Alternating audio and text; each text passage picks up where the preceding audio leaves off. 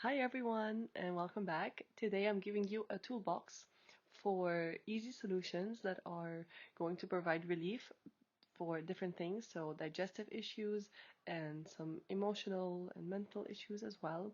As you know, everything is related and you'll be able to navigate this very easily now that you are comfortable with all the terms and you know your constitution.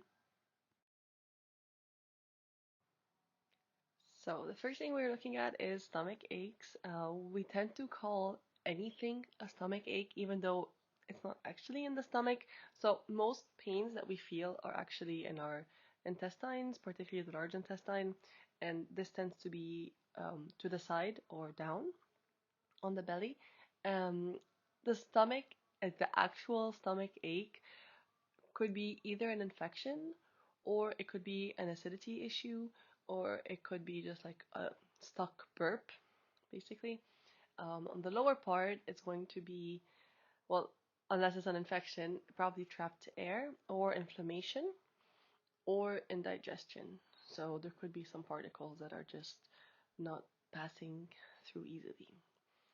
Now, the first thing you want to do when you have a stomach ache is to actually stretch it out. So we tend to like curl up from pain, which in some cases it feels good at first, but if you really want to like let the problem out of your body, then you actually need to like stretch it out, massage it, like find exactly where the pain is.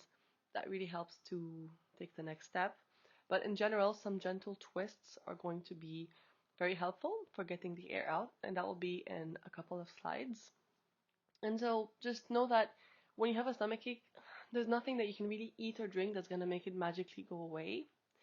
It's most likely more of a physical problem, so it needs a physical solution, not so much like consuming something could potentially make it worse or it could cause indigestion. So it's really better to just do something somatically.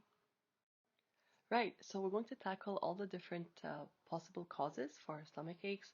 The first one being bloating and gas. So this one is quite easy to tell because you will feel it, you will look a bit different, you'll just know something is not right, or you'll just be kind of embarrassed by how much air wants to come out of you, and that's totally fine as long as you understand why and you address the root cause. So if you have a heat pattern, if your constitution is heat related, you would probably just need to add more liquid to your food.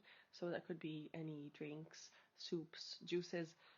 Carrot juice and beetroot juice are particularly efficient because they're very grounding and cooling. And of course, you want to avoid anything dry and crunchy, like, for example, granola. If you have a cold tendency or chi deficiency, then you actually want to do the opposite. You want to give yourself more warmth. You want to keep your feet and stomach and even the back always warm, and give yourself more yang. Okay, so in both cases, you still want to avoid anything sweet or cold because it's damp and it could cause bacterial infections. So you really want to stay away from those. Just stick to neutral and do some regular stretching. And you'll see later in this video, I explain what the best stretches are. You also want to eat more slowly and mindfully and chew your food really well. Now, for those of you who are more yoga oriented, these poses will be really helpful. So basically anything with a seated twist or lying down twist is really helpful because it squeezes your stomach, kind of like when you squeeze a towel, and it lets anything come out. So you might burp, you might pass some gas, but it will make you feel a lot better because that pressure from inside will be gone. These are fine to do after food. You just always want to keep your head up after food because you want to encourage things to go downwards. If you find these are a bit complicated, you can just literally just sit down and look to the side and just try to twist as far as you can, but it has to be comfortable. There shouldn't be any forcing. And you can hold a twist for up to a minute on each side.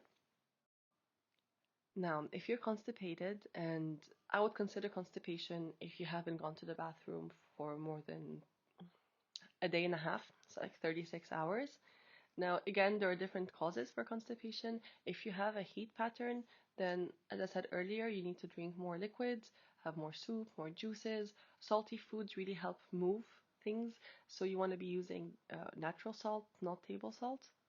And then cooked vegetables like spinach, molokhaya, okra, which is bamia, really helps a lot to lubricate your intestines and to help things move through.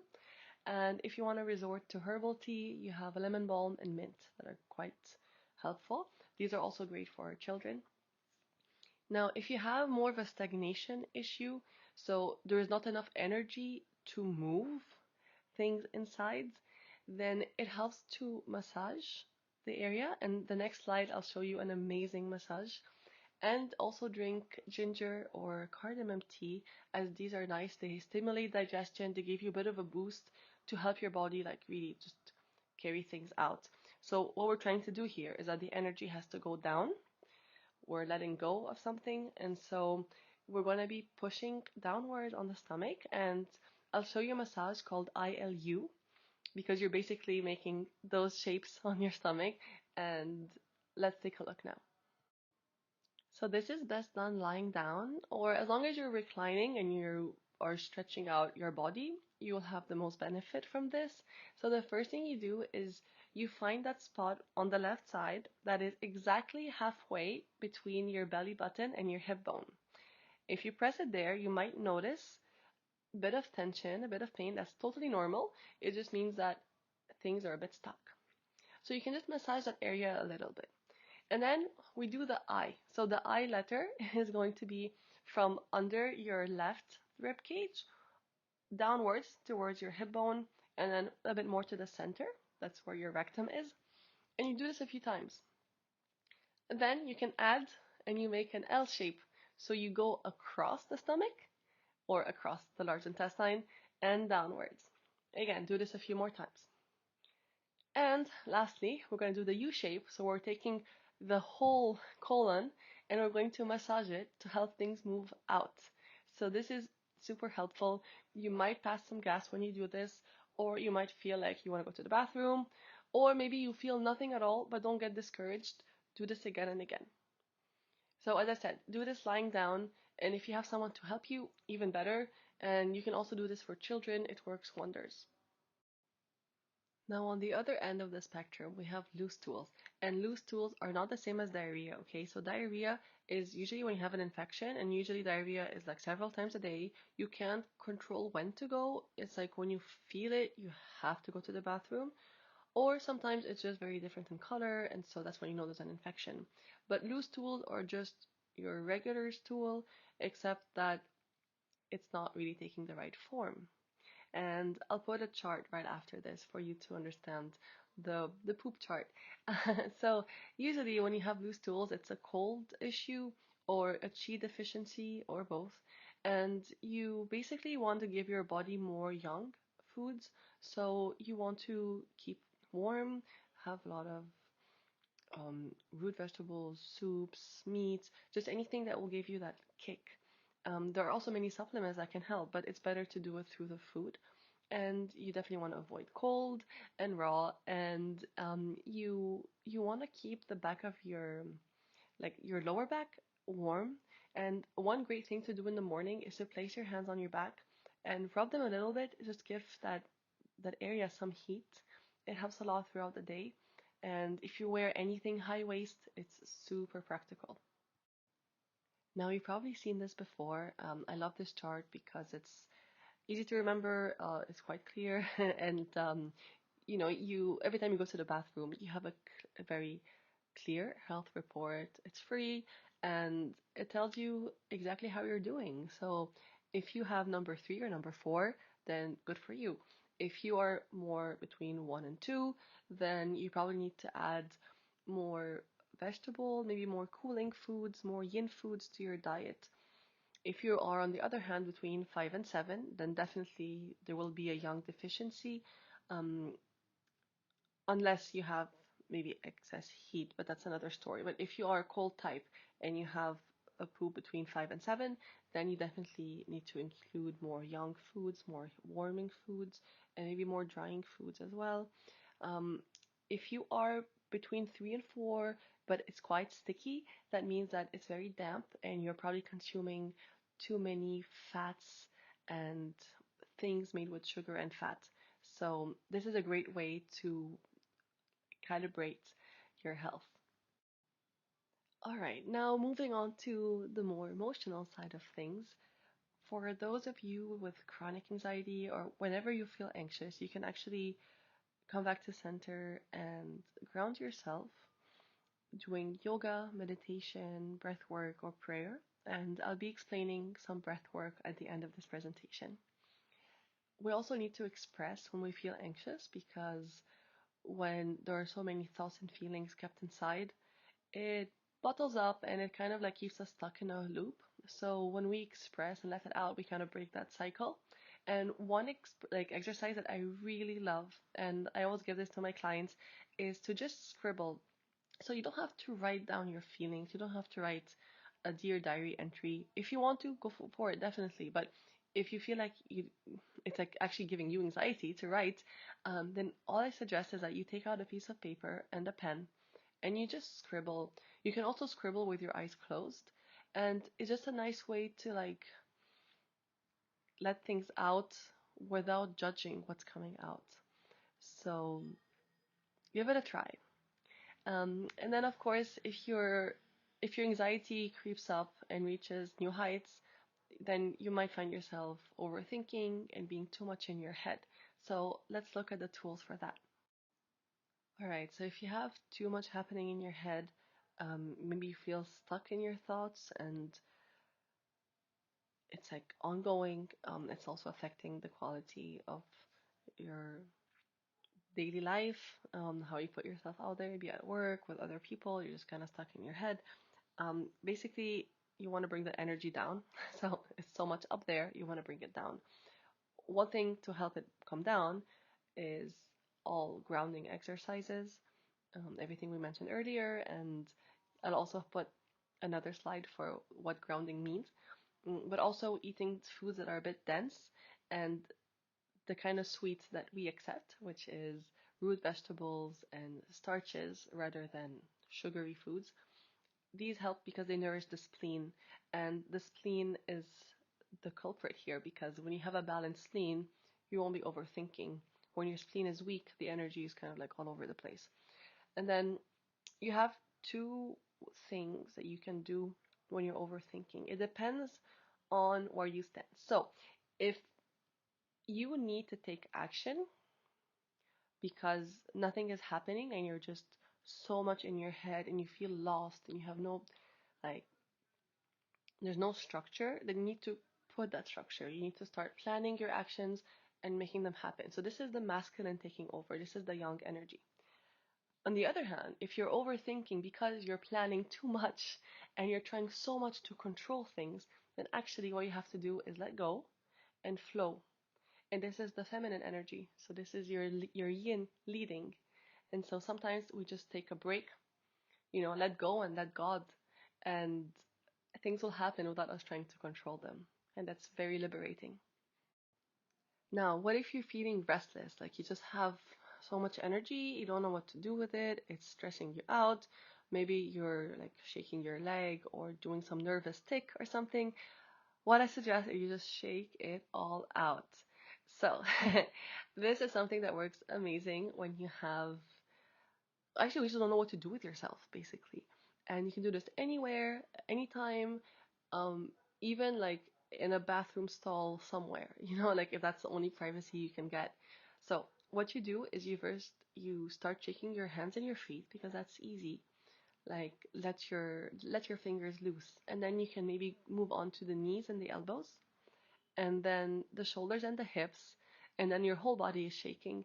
You can do this in intervals. You don't have to force it, but it's gonna feel really good. Like I promise you, if you have any nervous energy, like this is an amazing way to let it out. And once you've done that, then you can try to ground yourself with some breath work or just sitting on the floor, maybe stretching out a little bit. You'll see it's so magical. Now, what if you're so angry, you're just boiling? The liver is not happy. So much is coming out, or so much wants to come out.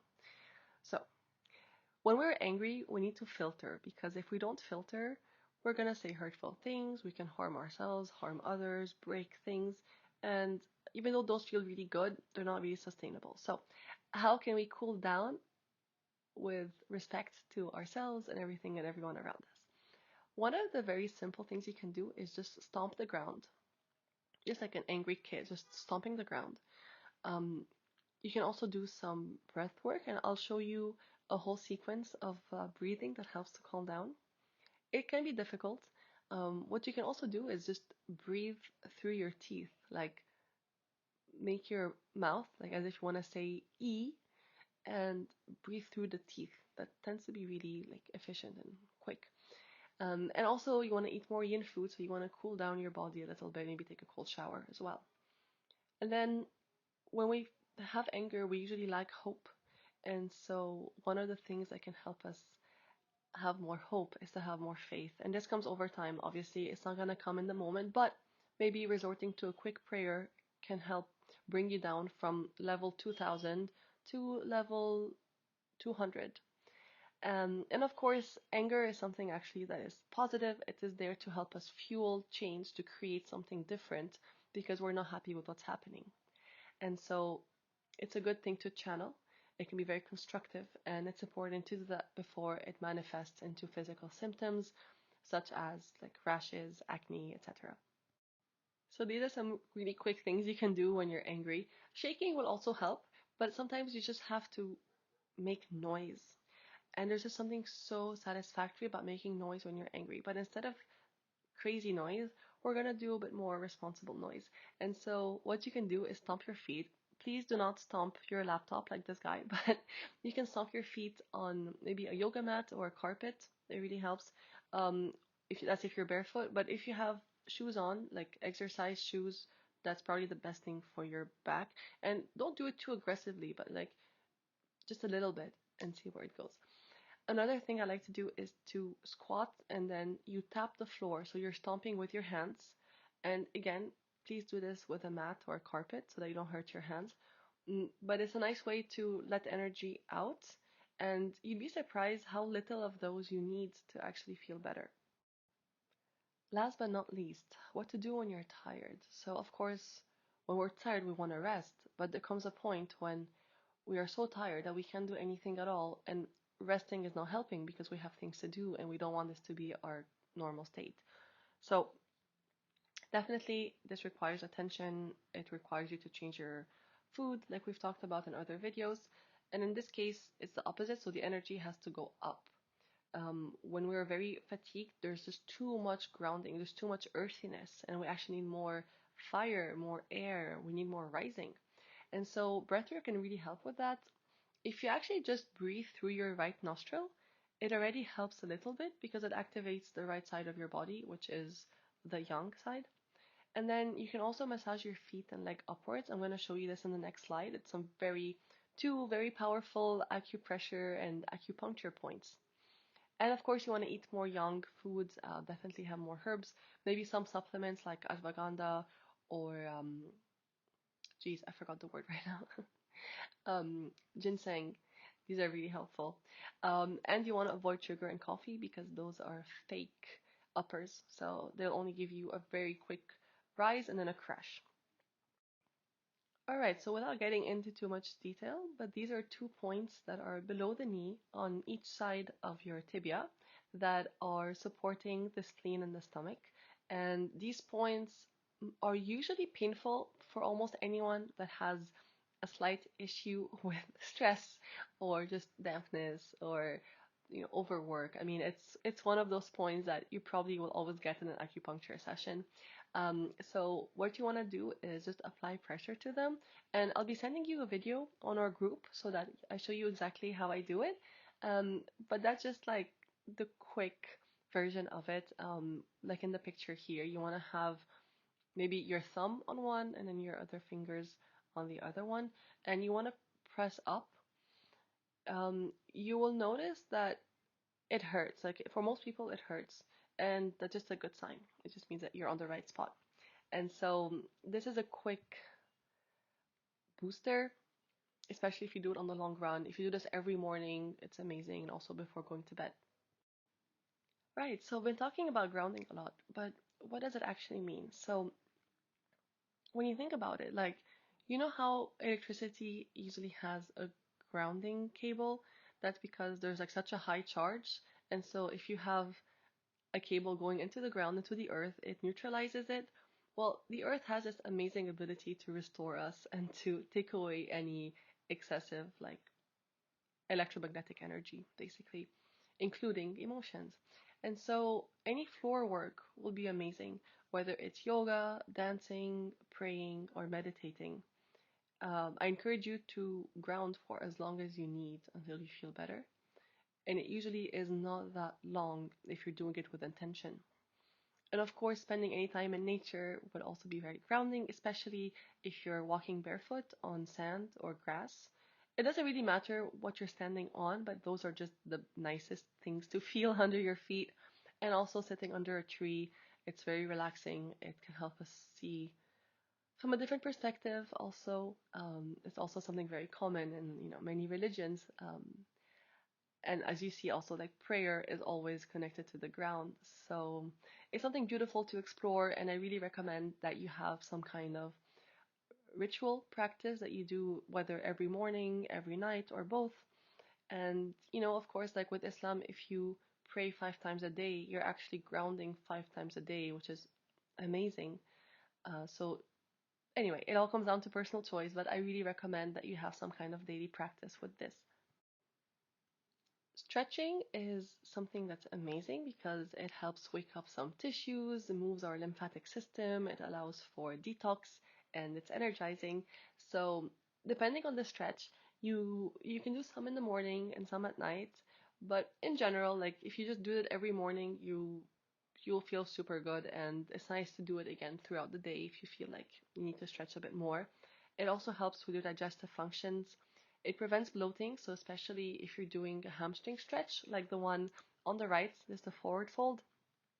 It can also help to release emotion, so especially any hip opening pose in yoga will really help with that, or even like a floor stretch. Um, it also helps you to cheer up and to feel better if you're opening your heart. So even if it's like a child's pose on the floor, the slightly heart opening. I don't want to get into too much detail, but you can message me about those, and I'll give you like a specific routine for you. And just one more thing is very important to avoid forward folding after food or doing like a down dog after food. You never want to have your head down after you eat. Always keep your head up. And best for last, we have breathwork here. I'm going to be showing you a couple of sequences that I really like. Breathwork is an amazing way to connect with yourself, to turn your mind off a little bit. Um, in some cases, you might feel like something is coming up that was repressed, could be an emotion, but in most cases, it's just a way to cleanse. It's something that you can really do um, in the morning. It's usually better in the morning than you have an empty stomach, so you can take better breaths, deeper breaths, and not upset your digestion. But that being said, you can still do it anytime later if it's not too intense.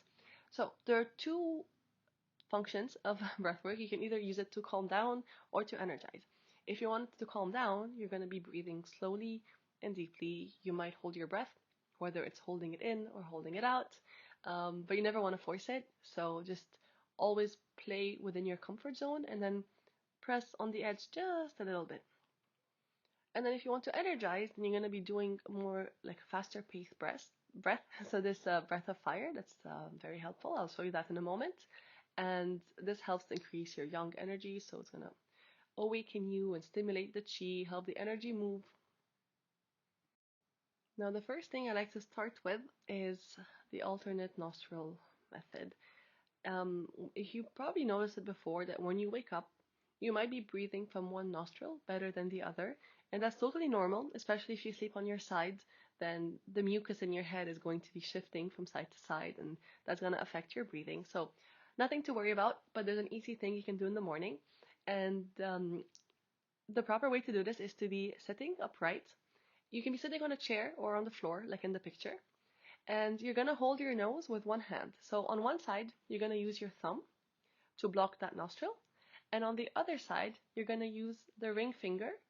And the pinky is just easier to keep them stuck together. So it's like two fingers as one. And this will help to put equal pressure on both nostrils. It doesn't matter which hand you use, just keep the same hand there. And what you're going to do is just kind of like test how well the airflow is on each side. So you're going to block one side, maybe take a few breaths, and then block the other, take a few breaths. If one side is completely blocked, then you're going to skip that part. Obviously, I'm not going to do more than one because you already know that it's blocked. And you're going to hold your breath out completely and pinch your nose. And wait until your body just cannot take it anymore. And you're going to inhale from the nose and exhale from the nose. And you will feel something has unblocked. You can do this twice. If you're congested, that would also help. And then do this until you feel like, okay, you might need to like use a tissue or something, and you will feel already like your nose is clearer. And then you're going to repeat this. You'll do a few breaths on each side, and then we're going to do a few exhales on each side. So the way to do that is you basically exhale, exhale, exhale, exhale, without thinking about the inhale, but naturally your body will take a little breath in. So it's going to sound like this. All right. Now, if you wake up with already a perfect flow between both nostrils, you don't have to do this. But it's always nice to play around with that. Okay, so once you're breathing equally on both sides, let's start with a calming exercise because you can always do this before the energizing exercise, which is coming up next. Now, when we're trying to calm down, again, we're not forcing anything. We just let the breath happen. Now, we're going to try something together. We're going to inhale for 3 seconds and exhale for 3 seconds. So inhale, exhale, inhale, exhale. One more, exhale. Okay. Now we're going to inhale for 3 seconds and hold. 2, 3. Exhale and hold. 2, 3. So inhale, hold, exhale, hold. You can increase the time. You can increase it up to 8 seconds, as long as you can go. But you have to enjoy it and really focus on the breath when you're doing this. Try to eliminate any thoughts and come back to the. Now we're ready to energize and you will feel the difference. So let's start by inhaling and exhaling. Again, inhaling, exhaling, inhaling, exhaling, exhale, exhale, exhale, exhale, exhale, out, out, out, out, out. You can do this for up to a minute. It feels really good. You might want to use your stomach to help pump the air out because that's basically what it is. So it's called breath of fire and it's like an automatic pump where you like. Again, you want to make sure that you're well seated when you do this with your spine upright. And then once you've done enough of these, so usually between 30 and 100, I would recommend. You can also close with some slower breaths, some deeper breaths, maybe even a breath hold. But you basically just want to come down to a normal breathing pace to continue with the rest of your day. All right, and that's it for today. So I wanted to continue reviewing your constitution and finish your meal plan so we can have this sealed and ready to go.